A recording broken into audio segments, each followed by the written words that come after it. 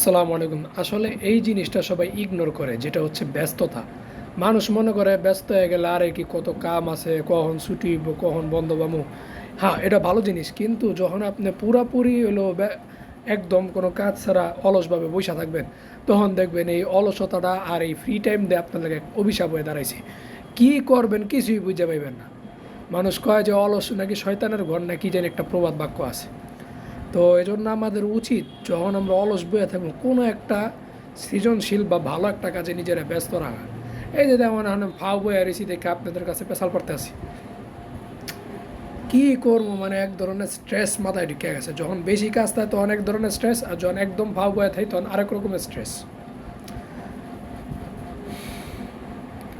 মানে এমন একজনের নিজের বন্ধু বানাইতে হইব বা কারোর লগে করতে হইব, বা নিজে নিজে মাথায় একটা রেখে একটা কাজ চালাই যেতে হইব, যার মনে হয় যে আমার সময়টা অ্যাটলিস্ট নষ্ট হইতেছে না। নিজে ভবিষ্যতে বা এখন কি করবেন এই জিনিসটা চিন্তা রেখে আগাইতে পারলে, ওই মোতাবেক ডেইলি আগাইলে মনেও শান্তি লাগে, থাকে আমি একটা জিনিসের প্রতি আগাইতেছি। কিন্তু পুরা ফাও বয়ে থাকলে আপনি কী করতেছেন না করতেছেন, একটা সেকেন্ড গেলেও মনে হইব সময় তো যাইতেই আছে, কাজের কাম তো কিছু হইতেছে না। এর লেগে ভাই এটাই কোয়ার লেগাইছি। সালাম আলাইকুম।